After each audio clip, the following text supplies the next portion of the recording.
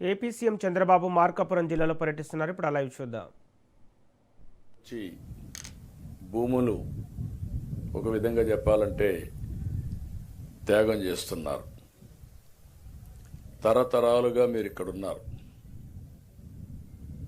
మీ పెద్దవాళ్ళు, మీ పూర్వీకులు ఇక్కడనే పుట్టారు, ఇక్కడనే పెరిగారు. తర్వాత మీరు వచ్చారు. అందరూ కూడా ఈ భూతల్లిని ఆధారంగా చేసుకుని మీ కార్యక్రమాలు చేస్తున్నారు. అయితే ఇక్కడ మనందరం ఒక విషయం గుర్తుపెట్టుకోవాలి. ఈరోజు ఒక చరిత్ర మీరందరూ గుర్తుపెట్టుకోవాల్సింది, వెలుగొండ ప్రాజెక్టు ద్వారా మీ భవిష్యత్తే కాకుండా 3 జిల్లాలు, ఒకప్పుడు 3 ఇప్పుడు 4 జిల్లాలు, ప్రకాశం జిల్లాతో కలుపుకుంటే 4 జిల్లాల యొక్క తలరాతను మార్చే ప్రాజెక్టు ఈ వెలుగొండ ప్రాజెక్టు. అయితే ఒక్కసారి మనం ఆలోచించుకుంటే గతాన్ని ఇప్పటికి కూడా ఈ ప్రాంతంలో నీరన్నీ పాతాళానికి వెళ్ళిపోయినాయి. మనం తాగే నీళ్లన్నీ ఫ్లోరైడ్ నీళ్లు తాగుతున్నాం. దానివల్ల చాలా మందికి ఆరోగ్య సమస్యలు. దేవుడు సక్రమంగా పుట్టించినా మనకు మాత్రం అనేక సమస్యలు వచ్చాయి, వస్తున్నాయి కూడా. ఇంకొక పక్క కరువు. అనేక సందర్భాల్లో మార్కాపూర్ ప్రాంతం అంటే ఇది ఒక కరువు ప్రాంతం, అన్ని విధాల ఇబ్బంది పడే ప్రాంతం వచ్చింది.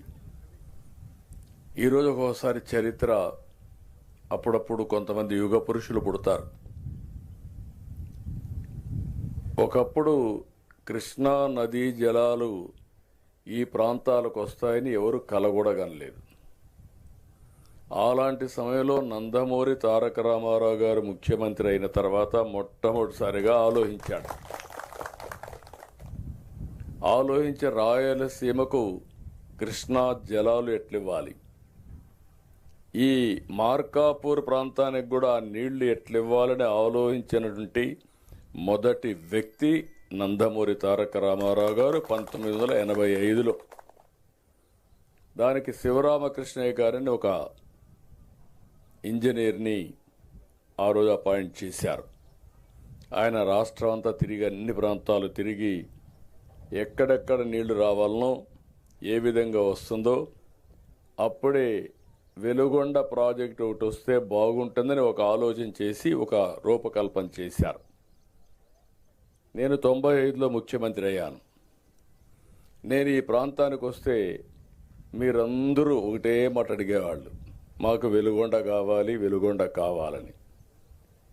నేను ఆ రోజు మిమ్మల్ని అడిగాను, వెలుగొండ ఎట్లొస్తుంది, నీళ్లు ఎక్కడున్నాయి, మనకు లేవు కదా, లేనప్పుడు ఎట్లొస్తుందంటే మీరు ఒక మాట చెప్పారు, 5 సంవత్సరాల్లో ఎప్పుడైనా వరద వస్తే ఆ ఒక్క సంవత్సరం నీళ్లు మాకు మళ్ళించండి, 4 ఏళ్లు మేము బతకతాం, లేకపోతే ఈ ప్రాంతంలో బతకలేమని మీరు అడిగితే, ఆ మాట చెప్పంగానే నా మనసు కలిచివేసింది. అందుకే ఆ రోజే నిర్ణయం చేశా. 96లో ఆ రోజు మార్చి 26వ తారీఖు అనుకుంటా నేను ఫౌండేషన్ వేసా. అక్కడి నుంచి కొన్ని పనులు కూడా చేశానని చెప్తాను. అదే సమయంలో ఈరోజు మీరు ఆలోచిస్తే ప్రాజెక్టుకి 10,580 కోట్లు ఖర్చు అవుతుంది ఇప్పుడు లెక్కల ప్రకారం. ఇప్పటికే 6,736 కోట్లు మనం ఖర్చు పెట్టాం. ఇంకా 3,844 కోట్లు ఖర్చు పెట్టాలి. నిన్న మొన్నే మనం 759 కోట్లు ఖర్చు పెట్టాం. ఈరోజు 900 కోట్లు రైతులకు, పేదవాళ్లకి పునరావాసం చేయడానికి, R&R ఇవ్వడానికి శాంక్షన్ చేయడమే కాకుండా ఒకేసారి 300 కోట్లు ఈరోజు రిలీజ్ చేస్తున్నాం. సాయంత్రానికి మీ బ్యాంక్ అకౌంట్కి వస్తుంది. అకౌంట్కి వెళ్ళిపోయిందా? ఓకే. ఈరోజు రేపు RBI హాలిడే అంట. డబ్బులు మీ అకౌంట్కి రిలీజ్ చేశాం.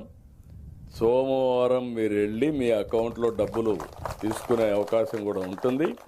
ఉండడం కాదు, 100% మీ అకౌంట్లో సోమవారం డబ్బులు ఉంటుంది. దాన్ని బట్టి మీరు ప్లాన్ చేసుకోవచ్చు. ఈరోజు మనం చూస్తే చాలా ఆర్థిక ఇబ్బందులు ఉన్నాయి.